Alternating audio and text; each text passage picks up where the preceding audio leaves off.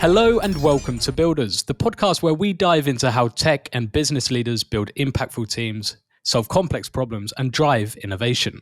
Today I'm joined by Kristina Prilepchanska, Head of Procurement Solutions, IT and Digital at Electrolux.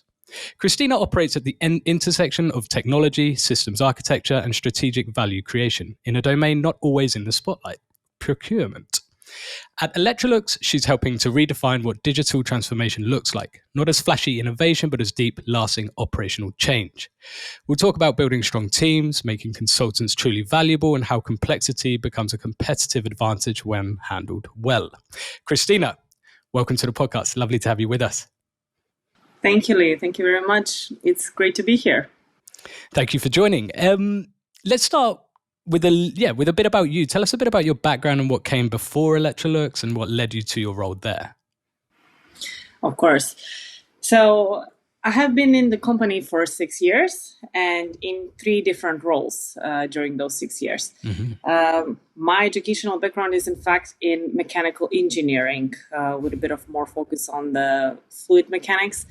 But IT for procurement is much more different than that. So my career has developed a very different path than what I anticipated when I was studying. I worked in the private and NGO sectors related to environmental protection back in Macedonia previously, where I also did my bachelor studies. And then I joined Electrolux as a mechanical engineer in the R&D department.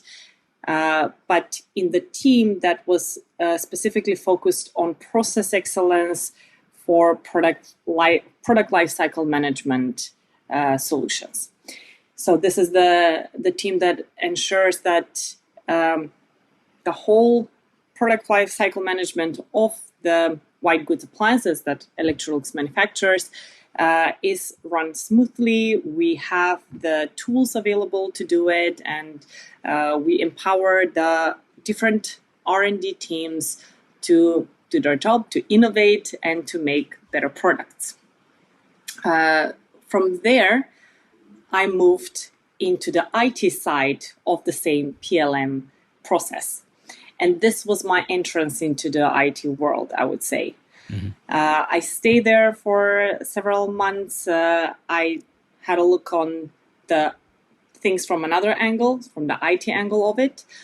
And then I was approached to be promoted to have the role of head of Procurement Solutions within IT still. Mm-hmm. So this is very far from, as I said, what I had been studying to do, what I continued doing into my career, and then where I am today. But it's a very interesting, challenging, and positive change, I would say, because it opened up a whole new world of business processes to me, a whole new understanding of how a company functions, and especially a manufacturing company like Electrolux. And this is what I have been doing in the past 3 years or so. I am leading the Procurement Solutions team in Electrolux on the IT and digital side. Mm-hmm. Fantastic. What a journey. Yeah, exactly. And from the outside, I think, procurement and IT might not seem like natural kind of partners, right? So how would you describe this kind of intersection? What does like the day-to-day look like, or what does the role encompass basically? So, IT today has become so much important for any company, any business. It's as important as having a reliable power source, I would say. Yeah. You're aware, probably most of the listeners are aware, that we are now into what is called the fourth industrial revolution, or Industry 4.0. And this is what puts IT in the spotlight for any organization. Procurement as well with its procurement processes, relies heavily on IT, on the IT tools, applications, digitalization of what has been done manually before or not so technologically advanced. So it's very important for us to have a strong partnership and to have harmonization into how we're working together with the business. Now, if I just step back just a little bit to explain what procurement does. Procurement is a very important function, a very important organization into any company. And especially if we look at Electrolux, which deals with manufacturing of white goods appliances, procurement is one big part of it because this is where all the costs are incurred. And as a manufacturing company, lowering the costs is a moving target. You can never reduce them enough. So it's important to have all of those tools available, IT tools available for the business to be able to have the whole picture of where our costs are going and to devise the strategy of how to reduce them. And this is what we enable the business to do. And what I mean by costs, in our case, this is the raw materials, the components, electronic chips, anything you can imagine that goes into building a product. But then also there are costs like paying for the electricity bills in the factories or paying for rent of office spaces or paying for the transportation and logistic costs, paying salaries to the employees. And even for the IT organization, this means paying for the SaaS solutions or the licenses that we're using in the applications or the servers where we store our data, etc. So any cent that goes out of the company towards something is monitored and approved by the procurement organization. Okay. So not just the kind of raw materials and the goods that you're getting in for the products, but also the cost for electricity and salaries and stuff like this. Exactly. Wow. Exactly. So that's why having a strong partnership between IT and procurement is very important. And as you said, it's not something that is usually in the spotlight. It's not really the exciting part of business that people talk about, but it's a very, very important one. Yeah. No, exactly. And I think, well, all our listeners will know. I mean, Electrolux is a large global organization with a rich history, an evolving tech stack as well. And the Electrolux group includes multiple brands, right, which have been acquired over time. So each of these brands presumably brings its own systems, right, own processes and everything like that. So, I mean, how do you navigate this kind of? I mean, there's like a digital patchwork essentially, right? What does kind of system integration look like in this kind of landscape? Yes, exactly as you said, and this is what makes the job very exciting. So Electrolux Group is a company with a very rich history, as you said, and we have been around for 106 years, I think, turning this year. A lot of the growth of the company has been done through acquisitions, and we have, rightly as you said, multiple brands under our umbrella. So Electrolux is one of them, but also there's AEG, there's Frigidaire, there's Continental, so various brands across various markets. With each acquisition comes the challenge of bringing the digital systems that the previous business has had into our landscape. Exactly. And this is not something easy to do. So you cannot just overnight install our programs, whatever it is that we're using. It would be lovely if you could, right? It would be, but unfortunately it's not. And it's not that it's not only an overnight job, but it takes months, it takes years in some case to have that commonality across the whole group. And we're not there yet. We're on the journey. for procurement, but also for the other parts of the company. So we have systems in manufacturing and logistics and supply chain, etc. And there are projects, there are big initiatives across the company that are running so that we have this commonality across systems. And of course, we do this in order of prioritization. You don't tackle everything at once.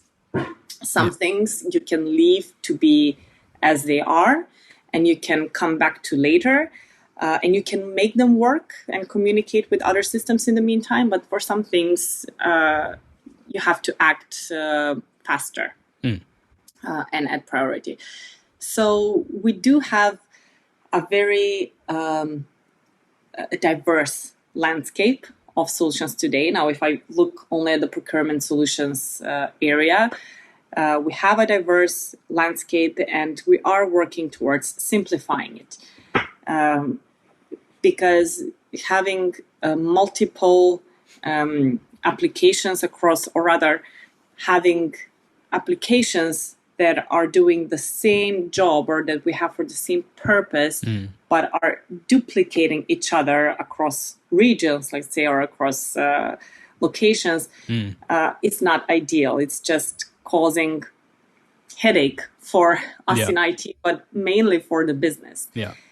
And we are a global function, so we have to look at all of the regions together. We have presence in every continent almost, I would say, North America, LATAM, in Europe, Asia, Australia. So there is quite a bit of a challenge into bringing things together.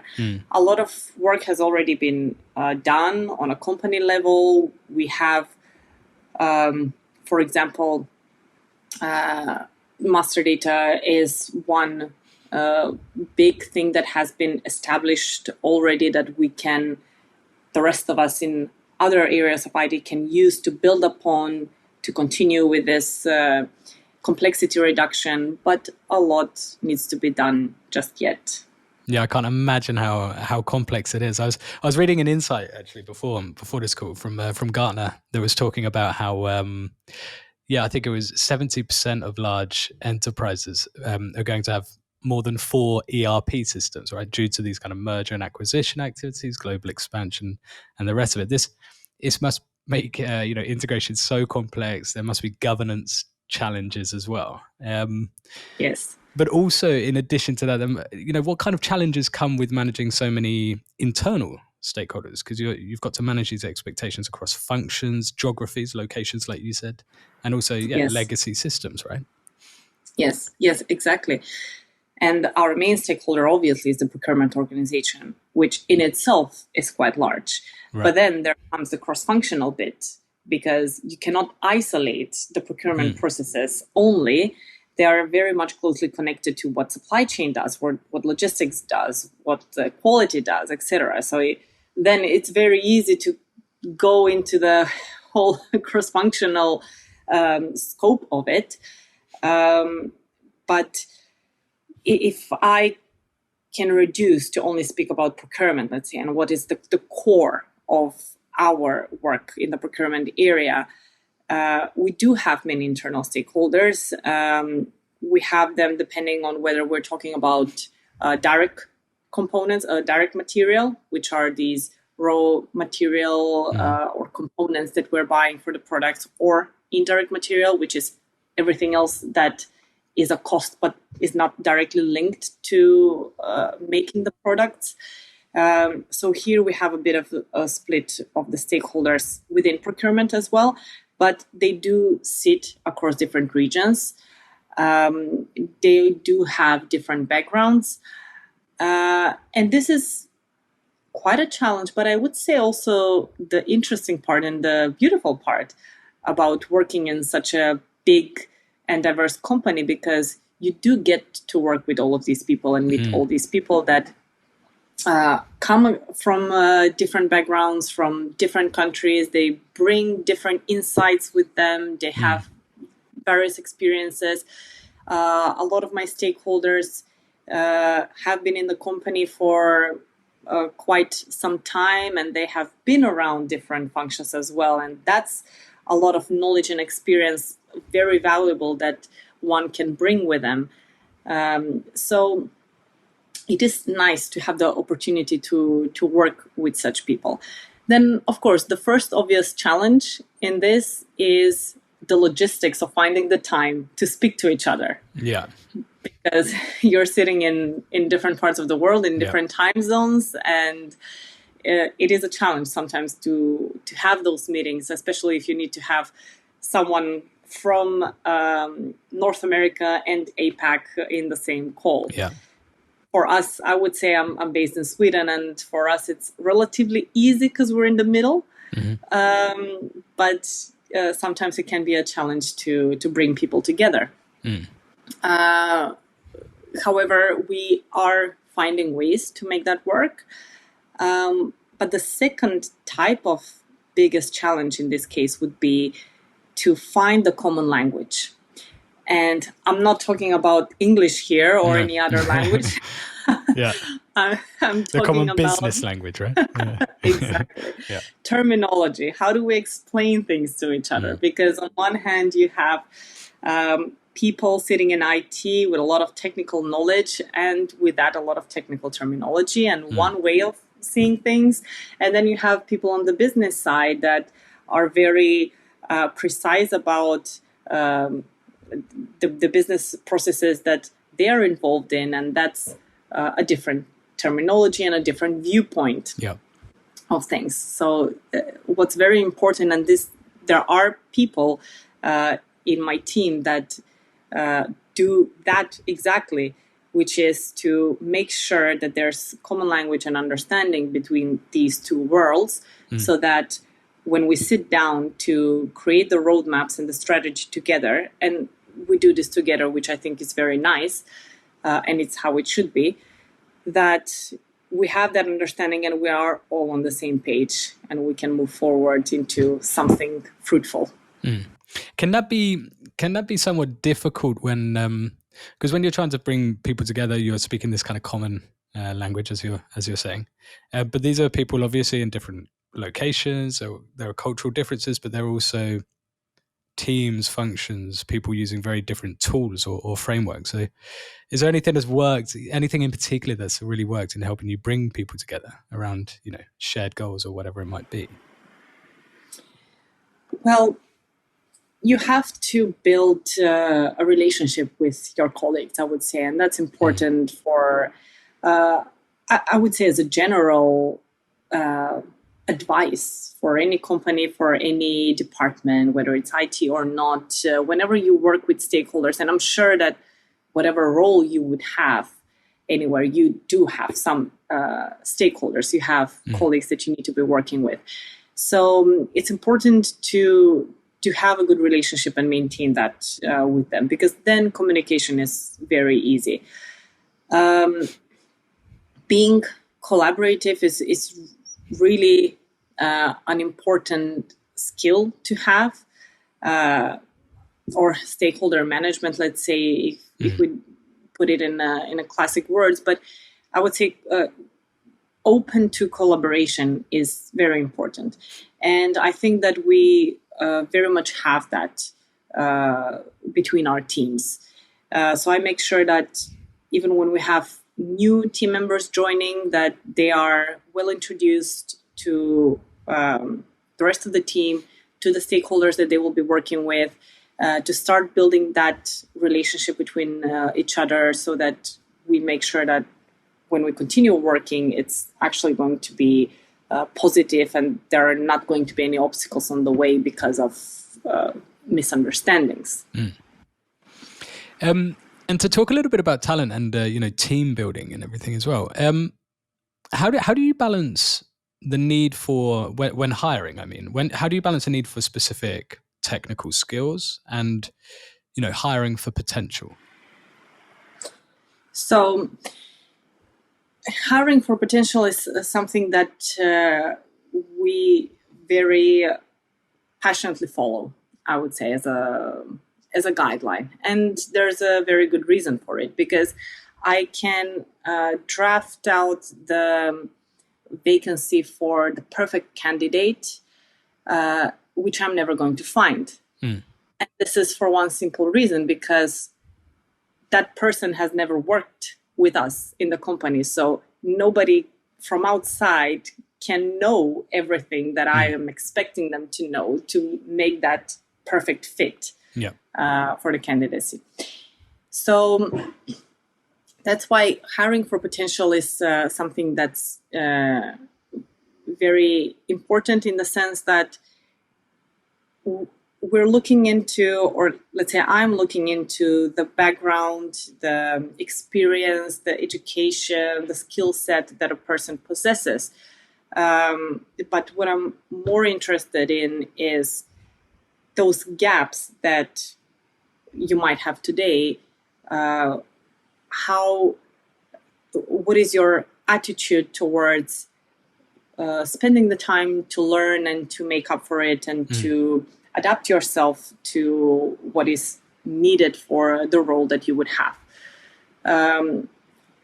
For some things, you cannot necessarily leave them as up to the person to learn so much. So let's say if it's a technical skill, a specific technical programming skill, then it's a little bit more black and white. Yeah. Because, you either know that or you don't know that. Yeah.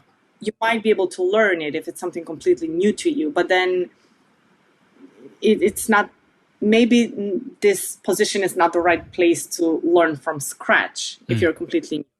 But if you, let's say, have some experience into the area that we're looking for, and you have the right attitude, and I see that you're open to collaborate, to learn, to work with your colleagues, to help you out, etc., so that you ramp up after a few months, then, of course, this is the potential that is identified. And in that case, you would be considered to be shortlisted or even hired. So this is how we are choosing our next team members in the organization. Yeah, no, I think it makes sense. Certain positions require this, technical expertise to some degree, but beyond that, there's this need for curiosity or kind of ability to learn, essentially. So I think it's really, really well put.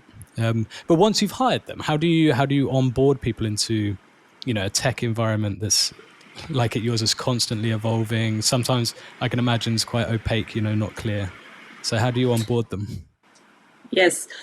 Well, that's when the fun part comes. And if they don't get scared away at that point, then we're doing great. Exactly. I'm joking. But, when I show the systems landscape of Procurement Solutions, it's usually a shock or a disbelief to some extent. It's always like, I thought this was going to be complex, but not this complex. Yes, now I'm making it sound very bad. It's not so bad. It's just that it's fun to look at and to grasp it. And, I'm sure that we're not unique in that sense. I mean, you brought out the statistics from Gartner's report. Yeah. Over 70% of the companies are in a similar situation like us. I believe that very much. But, there's no simple way of explaining complexity. So what we do is, of course, I spend time with our new team members to explain. I'm starting with a bigger picture. So first you need to understand the organization, the company that you're in. How does the company work? What is procurement? What is Procurement Solutions? So the IT support of procurement, so to say. Where do we belong in the organization? How are we connected to other parts of the organization? And then what is our scope of work? What is it that we are dealing with? Why? Where are we now? What is the plan for the future? Where is your role going to be important in driving the strategy that we have devised? Then we have team members that are already with us. We have the stakeholders from the business side.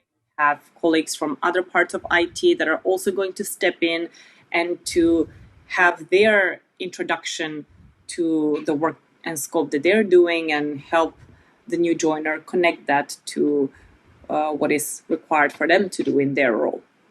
So I make sure that the onboarding is done as extensive as possible. It is a bit of a balance between, being onboarded through passing on knowledge, but also being kind of let go into it so that you learn by doing. Yeah. And I always encourage people to step up and to be proactive so that they can do the learning by themselves in their own way as well, because I might be doing this one way and showing you PowerPoints of graphs and diagrams and explaining how things are, but it's always, I think, best when you go into it yourself. Yeah. And I think this kind of learning and knowledge transfer makes me also think of the topic of working with consultants, because consultants are a key part of the delivery model in a lot of large companies. And I can only imagine Electrolux is no exception there. So what's your philosophy when it comes to working with consultants effectively? Exactly. We have many consultants, of course. We do rely heavily on outsourced resources to fill in the gaps that we don't have in-house, mostly for the technical part. So if we're talking about developers or support resources, then it's very important to have a reliable connection with those consultants. Yeah. Here, it's not so much different, I would say, than when dealing with a new team joiner and an internal employee. So it's important that the consultants also understand our position in the company, and especially understand the requirements of the system that they're supporting or the new solution that they're helping us build. So obviously, I would say the knowledge transfer or the introduction is not so extensive for them as we would do it for an internal employee. And maybe more ready to kind of hit the ground running, you'd say. Exactly.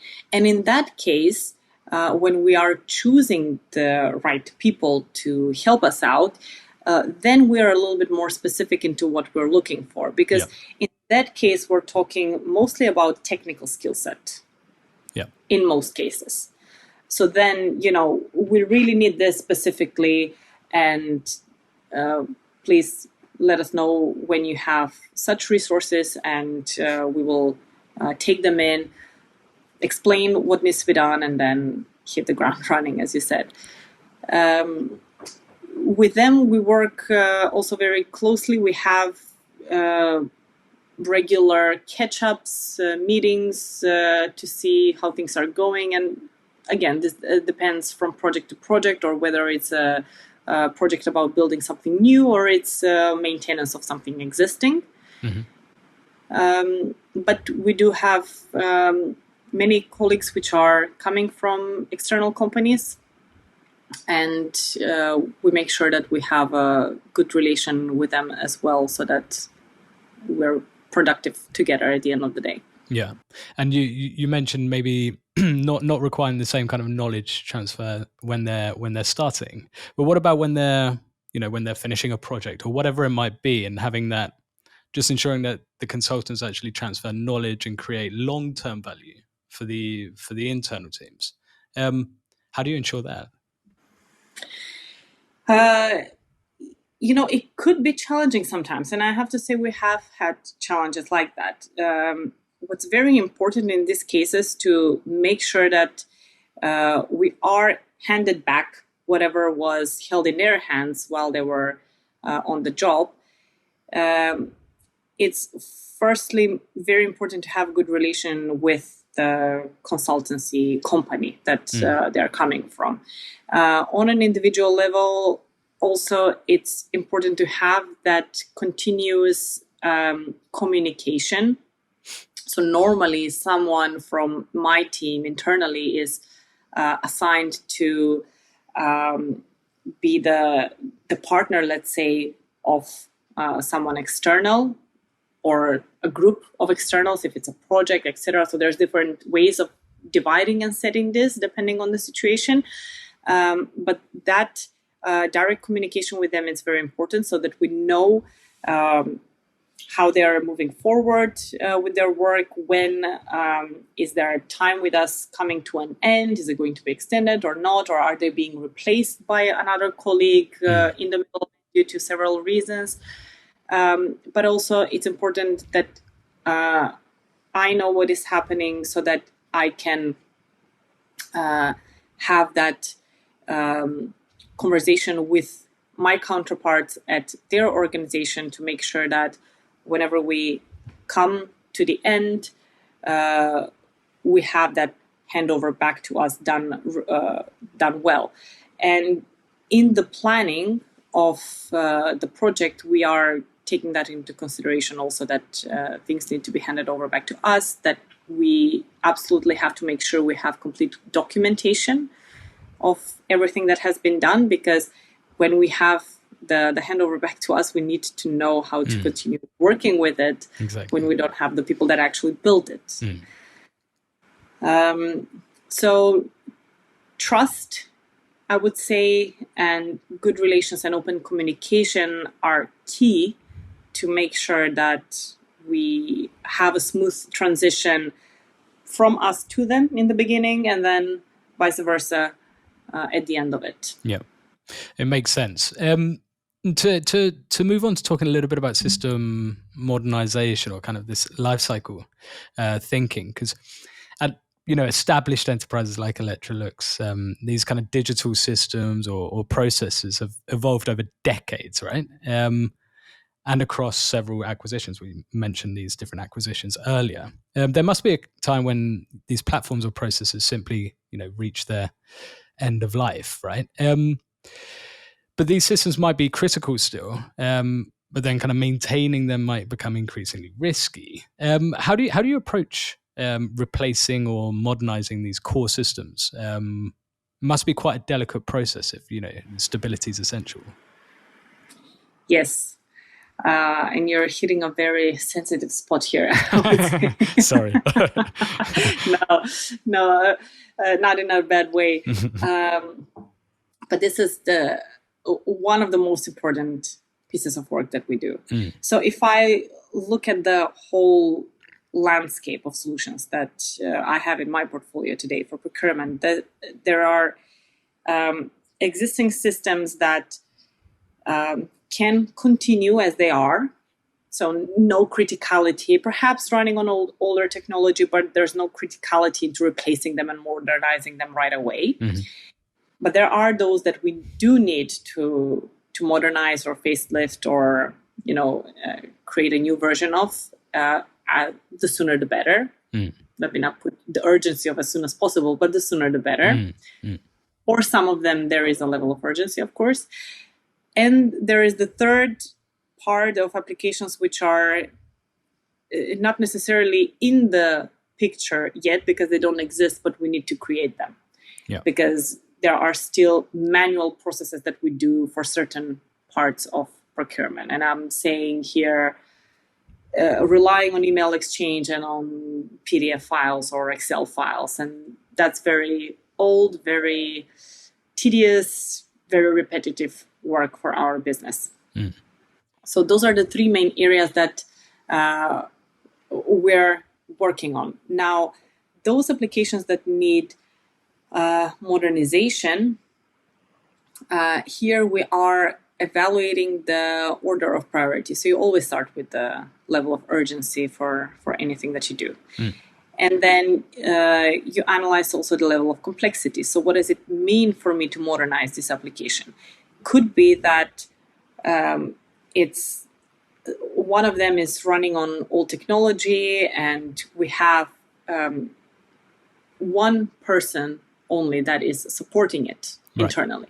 And that's a big level of risk because everything falls onto that person. And if we lose them, then we might run into more serious problems. However, the second question is, how easy is it to replace it? Because it could be that this application is sourcing data from 20 other different applications. So if I just do a facelift on this part, or let's say move to cloud from an on-prem server, could seem like something simple to do, but not when you have to redo all of the integrations. Exactly, because then it's a whole different story. Yeah. You open up a can of worms by just touching a small part of it, right? Exactly. Yeah. Exactly. And we do have cases like that. These are real life scenarios. We are actually during this year running a project like that, where we are modernizing a system that is coming to the end of life.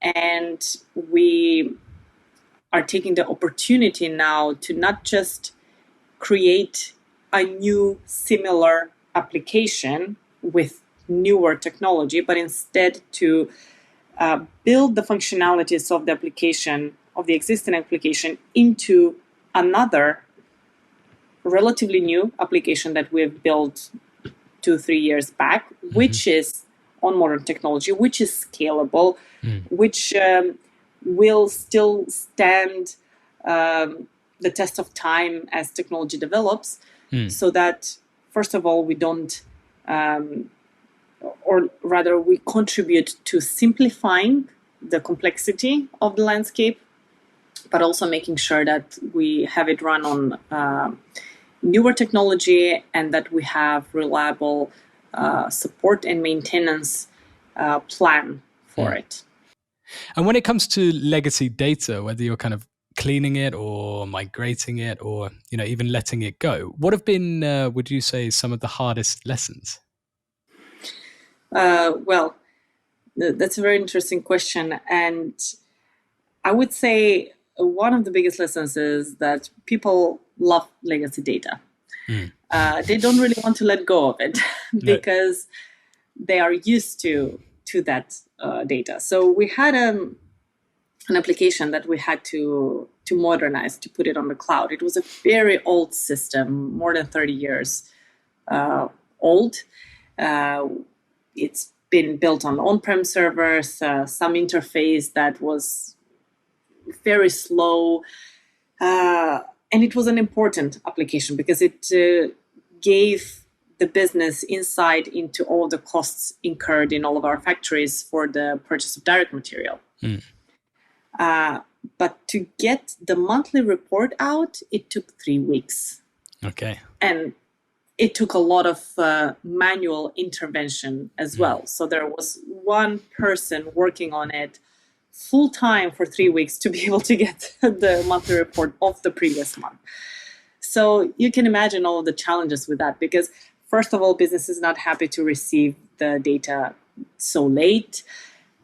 Second, there's a lot of manual work, and my colleague that was working on that is not happy to do that for 3 weeks of the month.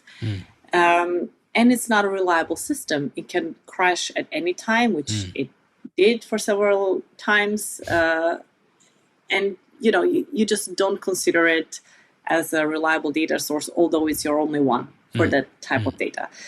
So when we finally modernized it and we build it on weekly iterations instead of monthly, we saw a very big positive impact for the whole procurement community, and even wider for whoever uses that data. More trust in it, and happier colleagues on the IT side as well, because they didn't have to do so many interventions. But the funny part is, people would still refer to the data in the old application, and especially after all especially yeah. So it took some time to adjust and to say, okay, this is reliable now. The new application does provide reliable data, but also we need to rebuild the connections that the previous application had to feed other systems with the end data. now need to be rebuilt from the new one. And by the time that everyone got to know that there is a new application now and we need to rebuild those connections there, everyone would still go back and try to refer to the data in the old one. So yes, people, it's human nature that you have a habit. Basically. Yeah, exactly. You're comfortable. You know how things work. People don't like change. I mean, it's a natural, like you say. Exactly. So it takes some time to adapt to whatever novelty is introduced. And I think on the topic of change, just to talk briefly about innovation, because innovation, like for me, it's not always about this cutting edge tech, right? But I'm interested as to what innovation looks like in procurement, basically. What does it look like in your world? Well, innovation is not for us that we are now inventing something groundbreaking in technology. No. First of all, we're not an IT company. Our core business is manufacturing, not IT. As an IT organization, we are here to help our business functions and our manufacturing functions get the best of it so that we are on top in the white goods appliances business. However, where we are being innovative is into how can we make sure that our procurement stakeholders and other business counterparts have the most accurate, fastest, and reliable data at their hands so they can make business decisions that are driving the company forward. And this sometimes means a big consolidation project of solutions. So let's say we have this many applications.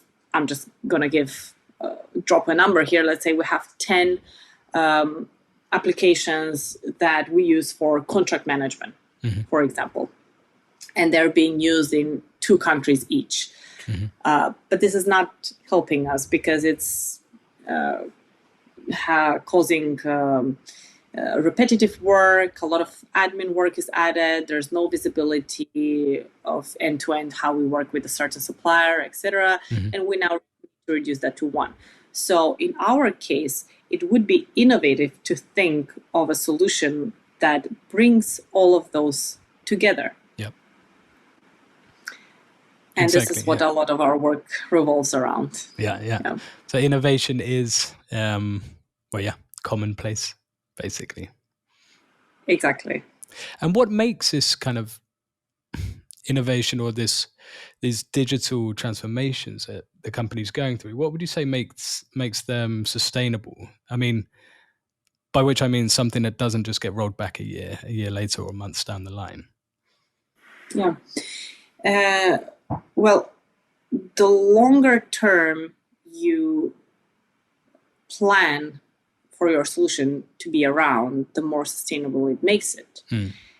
So if we're thinking about solving some of these puzzles of complexity for the long run, then you're making that a sustainable solution. If we can have one, let's say, bigger application that's going to house several different processes into it or several different modules, and we're using the same cloud to store the data, we're using the same support and maintenance practices and resources for it, then you are reducing the costs and you are making that a long-term sustainable solution. You don't have duplicates. You're not dependent on one person. You are not dependent on a physical server and the risks associated with it. So in those scenarios where this is possible and it's the optimal solution, then this is the practice that we try to follow. Yeah.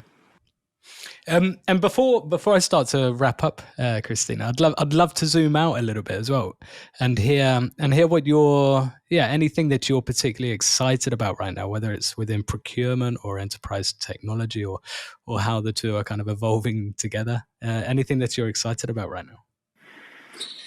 Well, I'm looking forward to see how we will continue implementing the latest tech advancements into procurement solutions. Our stakeholders, I'm happy to say that they are very techy as well. Those sitting on the procurement side, and they're very much interested into using the latest technology. And one that I can mention here is AI, for example. Yeah.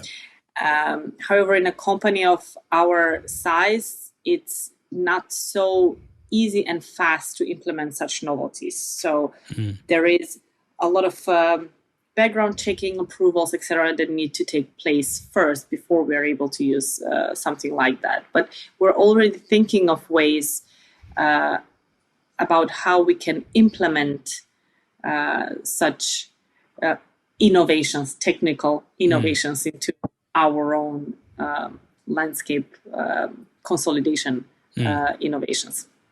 So I'm excited to see how that is going to come around in the following months and year. Is there anything?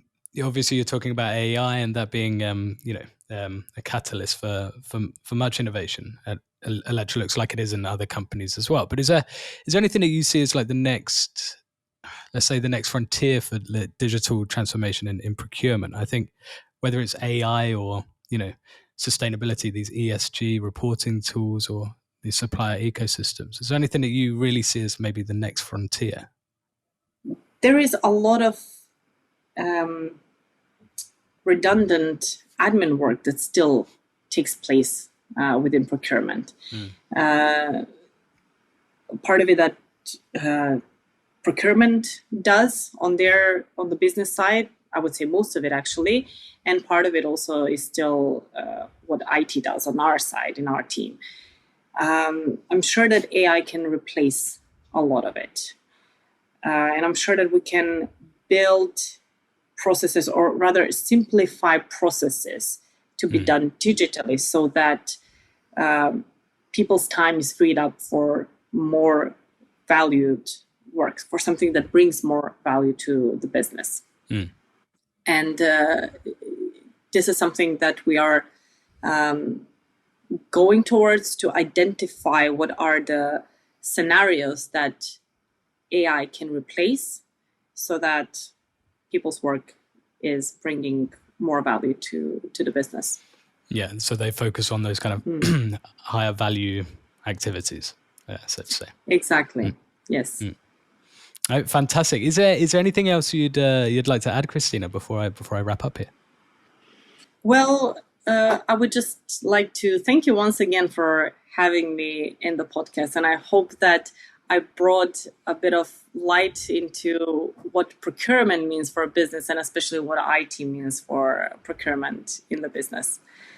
You did. I think I personally learned a lot here as well. I think you gave us a new lens on procurement, IT in procurement, also on innovation, team building, and this kind of system complexity, right? So yeah, really, really big thanks for joining us today. Really nice to have you with us. Thank you. Thank you for having me, Lee. It was great to have this conversation with you. Thank you. And to our listeners, if you like this episode, be sure to subscribe, leave a review, share it with a colleague or a friend. We'll be back soon with more stories. But until then, keep building. We'll see you next time.